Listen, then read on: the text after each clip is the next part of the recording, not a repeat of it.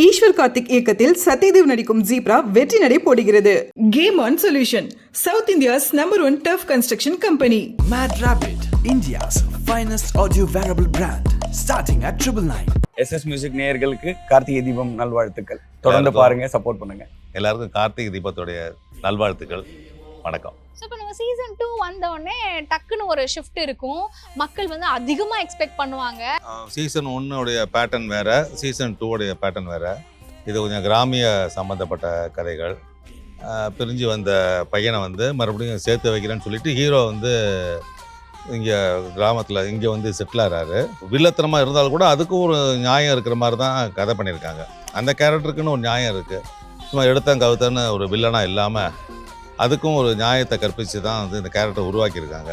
இது பார்த்தா சீசன் 2 மாதிரி தான் இருக்கும். ஸோ பெனிஃபிட்டாக என்ன இருக்கும்னு பார்த்தீங்கன்னா, we have already launched with a bigger audience. ரத்னம்னு சொன்னாங்க. ஸோ எனக்கு சில பல பேர்கள்லாம் நம்ம கேள்விப்பட்டிருக்கோம். அந்த ரத்னம்ன்ற பேர் கொஞ்சம் டெரராக தான் நான் கேள்விப்பட்டிருக்கேன். பட் லக்கிலி இங்கே வந்து பார்த்தா அது வேற ரத்னம் அப்படின்ட்டாங்க. ஸோ நமக்கு தோன்றதை வந்து நம்ம போய் சொல்லும்போது அந்த டைரக்டர் வந்து ஒரு அக்செப்டிங் எண்டில் இருக்கும்போது என்ன ஆகும்னா, ஆஸ் அன் ஆர்டிஸ்ட் நமக்கு ஒரு புஷ்ஷாக இருக்கும் அது. ஸோ மிஸ்டர் ரத்னம் சார் வந்து பார்த்தீங்கன்னா இஸ் லைக் ஸோ கொலாபரேட்டிவ். காலையில் 7 மணி கால் ஷீட்டாக இருந்தாலும் கூட 5 மணிக்கு போயிட்டு 6 மணிக்கு டப்பிங் பேசிட்டு 7 மணிக்கு ஸ்பாட்டுக்கு வந்துடுவேன். மிஸ் பண்ண மாட்டேன். ஏன்னா என்னுடைய வாய்ஸ் மாறினாக்க இந்த ஃபீலும் வராது. அந்த ரிஜிஸ்டர்டு வாய்ஸுங்கிறதுனால அது பப்ளிக்குக்கும் அது வந்து டிஸ்டர்ப் ஆகும். அது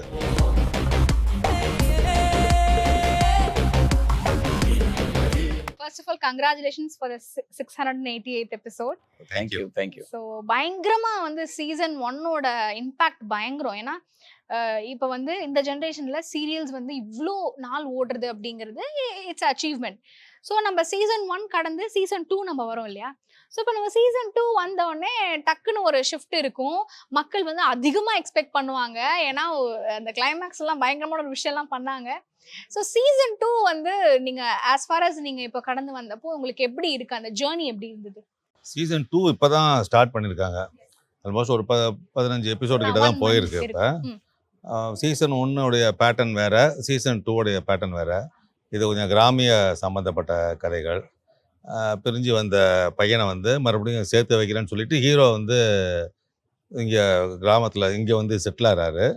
இந்த சூழ்நிலை ஒரு ஒரு அவங்க சாமுண்டீஸ்வரி கேரக்டரில் வில்லத்தனமாக இருந்தாலும் கூட அதுக்கும் ஒரு நியாயம் இருக்கிற மாதிரி தான் கதை பண்ணியிருக்காங்க. அந்த கேரக்டருக்குன்னு ஒரு நியாயம் இருக்குது. சும்மா எடுத்தேன் கவுத்தன்னு ஒரு வில்லனாக இல்லாமல் அதுக்கும் ஒரு நியாயத்தை கற்பித்து தான் வந்து இந்த கேரக்டரை உருவாக்கியிருக்காங்க. இந்த என்னுடைய கேரக்டரை பொறுத்த வரைக்கும் அப்பா செய்த தவறுக்கு பிராயச்சித்தமாக இருக்கிற மாதிரி அவங்களுக்கு அடங்கி போகிற மாதிரி ஒரு அமைப்பு. இதுக்கு தான் ட்ராவல் பண்ணிகிட்ருக்கு. இப்போ தான் ஸ்டார்ட் பண்ணியிருக்கு. இப்போ தான் படிப்படியாக ஒரு ட்விஸ்ட்டு ஆரம்பமாகும். இனிமே தான் இல்லை, ஜென்ரலாக ஒரு புது சீரியலில் நம்ம வந்து இப்போ இது பார்த்தா சீசன் 2 மாதிரி தான் இருக்கும். ஸோ பெனிஃபிட்டாக என்ன இருக்கும்னு பார்த்தீங்கன்னா, we have already launched with a bigger audience. So புதுசாக ஆரம்பிக்கிறது எங்களுக்கு தான் புதுசே தவிர ஆடியன்ஸுக்கு வந்து we already jumped in with a big audience. So அந்த வகையில் வந்து ஒரு ரொம்ப பெரிய ப்ளஸ் தான். ஸோ ஆடியன்ஸுக்கும் ஒரு புது ரெஃப்ரெஷ்மெண்ட்டு. அப்படி என்ன புதுசாக ஒரு கேரக்டர் பண்ண முடியும், புதுசாக என்ன பண்ண முடியும் அப்படின்னு I think this is the first time somebody ஒரு அந்த ப்ரைம் கேரக்டர் மட்டும் வச்சுக்கிட்டு I think they have travelled into a season 2. எனக்கு தெரிஞ்சு முன்னாடி வந்து என்டையராக புது கேஸ்ட், ஹீரோவும் புதுசாகவே இருக்கிறதுக்கு தான் சான்சஸ் அதிகமாக இருக்கும் மற்ற இதெல்லாம்.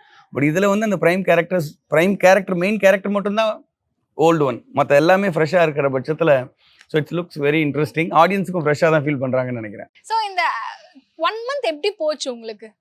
எனக்கு ரொம்ப ஃப்ரெஷ்ஷாக போச்சு ஆக்சுவலி. ஏன்னா நான் இது வரைக்கும் பண்ண ப்ராஜெக்ட்ஸ் எல்லாமே பார்த்தீங்கன்னா ரொம்ப சீரியஸான சைக்கோ, ஒரு மாதிரியான கொடூரமான வில்லன்கள் கேரக்டராக பண்ணிவிட்டு சடனாக இந்த ஆப்பர்ச்சுனிட்டி வரும்போது வந்து வந்ததுக்கப்புறம் தான் தெரியும் இது வந்து this is entirely a comedy role, ஒரு மாதிரி காமிக்கலாக வந்து ட்ராவல் ஆகிற ரோலுன்னும் போது ஸோ ஐ மைசெல்ஃப் ஹேட் ஒரு டவுட் இருந்தது, நமக்கு இது எப்படி ஆடியன்ஸ் அக்செப்ட் பண்ணிப்பாங்க. ஏன்னா நம்மளை பார்க்கும்போதே திட்டுறது, வீட்டில் எபிசோட்லாம் வரும்போது இரும்பல் தும்பல்லாம் வரும், எவனோ திட்டாண்டா நம்மளன்ற மாதிரி தான் ஆரம்பிக்கும். பட் நவ் இந்த பாசிட்டிவாக இருக்குது இந்த ரோல் வந்து entirely positive with a comical finish. So அந்த வகையில் ஆடியன்ஸ்க்கு வந்து ரொம்ப கனெக்ட் ஆகுது ஆக்சுவலி இந்த கேரக்டர். ஸோ அந்த வகையில் உண்மையிலே I am very happy for whatever has happened. இந்த ஒரு 15-20 எபிசோட் போயிருக்கிறதுல the response is too good okay as far as me is concerned. Is it? உங்களை சார் நான் வந்து எங்க அம்மா கூட சொல்லுவாங்க அடிக்கடி, இவர் வந்து நம்ம அடுத்து நம்ம பார்க்கணுமே ஏதாவது சீரியல்ல அப்படி சொன்னோடனே, இப்ப பாருமா இந்த சீரியல்ல வராங்க அப்படின்னு சொல்லிட்டு சொல்லும் போது அந்த ஒரு பரிச்சயமான முகம் வேற வேற கேரக்டர்ஸ் பண்றாங்க அப்படின்னும் போது, என்னடா இந்த சேனல்ல போட்டாலும் வர அந்த சேனல்ல போட்டாலும் வராருன்ற மாதிரி. பட் உங்களுக்கு ஒரு எக்ஸ்பீரியன்ஸ் இருக்குல்ல, ஒரு பர்சனல் எக்ஸ்பீரியன்ஸ் இந்த சீரியலோட, அந்த எக்ஸ்பீரியன்ஸ் என்ன சார்? இதை பொறுத்தவரைக்கும் நான் வந்து நிறைய இந்த மாதிரியும் பண்ணியிருக்கேன். இது ஒரு அப்பாவியாகவும் பொண்டாட்டிக்கு பயப்படுற மாதிரி கேரக்டர்ஸ் நான் நிறையா பண்ணியிருக்கேன். ஒரு காமெடி கேரக்டர் பண்ணியிருக்கேன், வில்லனாகவும் பண்ணியிருக்கேன். அது எல்லாம் நிறையா பண்ணிட்டு வந்ததுனால எனக்கு பெருசாக டிஃப்ரெண்ட்டு ஒன்றும் தெரியல எனக்கு. பட் அந்த எந்த ஒரு கேரக்டரை எடுத்துக்கிட்டாலும் அது எத்தனை முறை பண்ணாலும் அந்த கேரக்டரை அப்பப்போ அன்னைக்கு அது ஒரு புதுசு தான் நமக்கு. அது அப்படி நினச்சா தான் நம்ம வந்து ட்ராவல் பண்ண முடியும், நம்ம ஒர்க்கில் கரெக்டாக இருக்க முடியும். அந்த வகையில் பார்க்கும்போது ஒரு நாளைக்குமே புதுசாக நம்ம வந்து கேமரா முன்னாடி நிற்கிற மாதிரி, புதுசாக அந்த கேரக்டரை ஹேண்டில் பண்ணுற மாதிரி, அப்படி ஒரு நினப்பில் தான் வந்து நம்ம ஃபாலோ பண்ணுறோம். அதனால் ஒரு நாளைக்கும் புது எக்ஸ்பீரியன்ஸ் தான். அந்த வகையில் இது ஓகே, இது இந்த கேரக்டர் பண்ணதாக இருந்தாலும் இதில் என்ன நம்ம பண்ண முடியும் வித்தியாசமாக அப்படிங்கிறதுல ட்ராவல் பண்ணிட்டு ஆரம்பிச்சிருக்கோம். இப்போ தான் இன்னும் வரணும், சீன்ஸ் நிறையா வரணும், இன்னும் வேலைகள் இருக்குது நிறையா இதில். சீரியல் நம்ம புதுசா பண்றதுனாலே இன்னொரு சீரியல் நீங்க நிறைய சீரியல்ஸ்ல ஒர்க் பண்ணிருக்கீங்க அப்படின்னும் போது டிரெக்டரோட அந்த ரேப்போ நம்மளுக்கு பயங்கர முக்கியம். நமக்கு அந்த ஃபர்ஸ்ட் ஒரு மந்த்ல நம்மளுக்கு செட் ஆயிரணும், அப்ப அதை அப்படியே பிடிச்சி நம்ம அப்படியே ஜாலியா போயிடலாம். ஸோ அந்த ரேப்போ உங்களுக்குமா டேரக்டருக்கான ஒரு இது எப்படி இருக்கு? எனக்குலாம் வந்து பயங்கர ஜாலி ஆகிட்டேன். ரத்னம்னு சொன்னாங்க. ஸோ எனக்கு சில பல பேர்கள்லாம் நம்ம கேள்விப்பட்டிருக்கோம். அந்த ரத்னம்ன்ற பேர் கொஞ்சம் டெரராக தான் நான் கேள்விப்பட்டிருக்கேன்.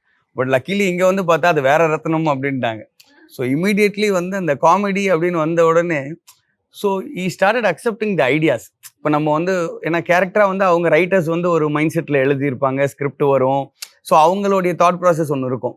ஸோ நம்ம வந்து அதை வந்து இன்டர்பிரேட் பண்ணிவிட்டு நம்ம அந்த கேரக்டர், அந்த சீன், அந்த மூடு, யாரோட கவுண்டர் இருக்குது, இதெல்லாம் அனலைஸ் பண்ணும்போது நமக்கு ஒன்று தோணும். ஸோ நமக்கு தோன்றதை வந்து நம்ம போய் சொல்லும்போது அந்த டைரக்டர் வந்து ஒரு அக்செப்டிங் எண்டில் இருக்கும்போது என்ன ஆகும்னா, ஆஸ் அன் ஆர்டிஸ்ட் நமக்கு ஒரு புஷ்ஷாக இருக்கும் அது. ஸோ மிஸ்டர் ரத்னம் சார் வந்து பார்த்தீங்கன்னா is like so collaborative.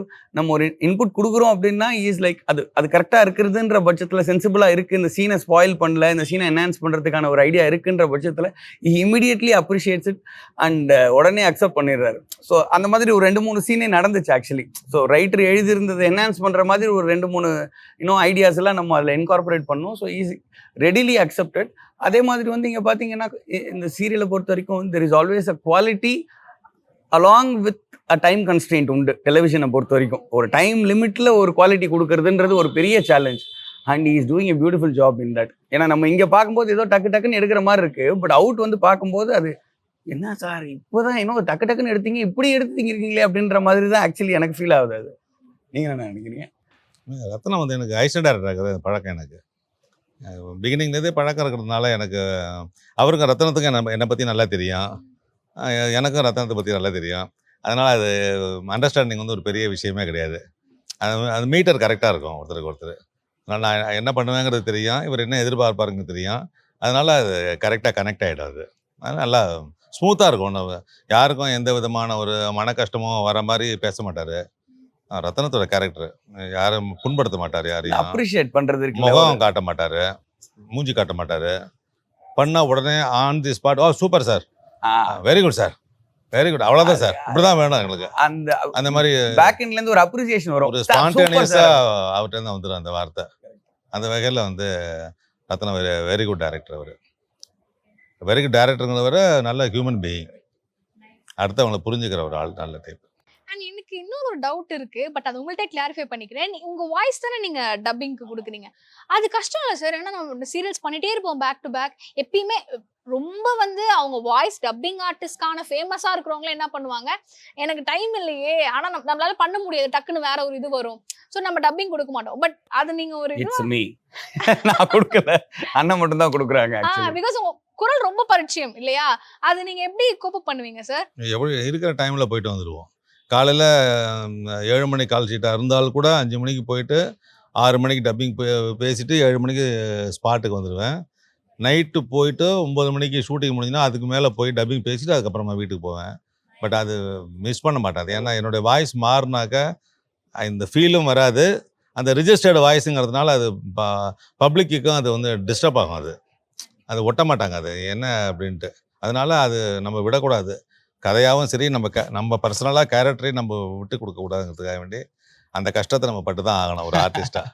Really appreciable. ஆமா, டெஃபினட்டா. நான் வந்து எப்படின்னா மோகன் சார் மாதிரி வாய்ஸ் வந்து சுரேந்தர் சார் முகம் மட்டும் தான் இருந்து. ஸோ எனக்கு ஈஸ்வரன் ஒரு மேட்ச் ஆகுது. அதான் சொல்ல, ஈஸ்வரன் சொல்லி நமக்கு ஒரு டப்பிங் ஆர்டிஸ்ட் ஒருத்தர் இருக்காரு, நல்ல நண்பர். ஸோ அவர் கரெக்டாக அந்த மூடு இருக்கும். சில சீன்ஸ் வந்து நம்ம என்ஹான்ஸ் பண்ணியிருப்போம். இங்கே அந்த மொமெண்ட்டில் ஏதாச்சும் டிஸ்கஸ் கூட பண்ணியிருக்க மாட்டோம், அந்த ஷார்ட்டில் ஏதாவது ஒன்று பண்ணிவிடுவோம். ஸோ இமீடியட்லி ஐ லைக் உடனே ஒரு வாய்ஸ் நோட் அனுப்பிடுவேன், தலைவா இந்த சீனில் இந்த மாதிரி ஒன்று பண்ணியிருக்கிறேன், தயவுசெய்து அதை கரெக்டாக மெயின்டைன் பண்ணி அப்படி போயிடு தலைவா அப்படி போட்டோன்னு அவ்வளோதான். அவர் ஒரு தம்ஸ் அப் போட்டாருன்னா அது கரெக்டாக வந்துடும். It was nice talking to you. Thank you. Thank you so much, sir. Eswar Karthik இயக்கத்தில் சத்யதேவ் நடிக்கும் ஜீப்ரா வெற்றி நடை போடுகிறது. Game on solution, south India's #1 tough construction company. Mad Rabbit, India's finest audio wearable brand, starting at 999.